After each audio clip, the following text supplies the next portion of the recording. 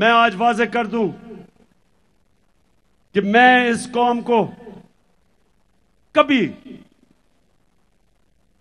کسی کی غلامی نہیں کرنے دوں گا. میں اپنی قوم کو اکٹھا کروں گا.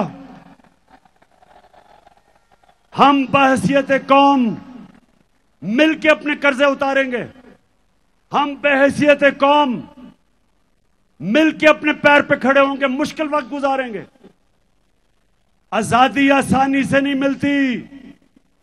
آزادی کی جدوجہد میں قربانیاں دینی پڑتی ہیں. مجھے پتا ہے کہ میری قوم تیار ہے قربانیوں کے لیے.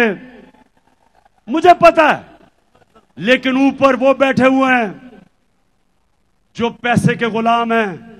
اور حقیقی آزادی کی جدوجہد تب تک جاری رہے گی جب اس امپورٹڈ حکومت کو ہم فارغ نہیں کرتے اور الیکشن نہیں کرواتے. ہم مل کے اس ملک میں جدوجہد کریں گے.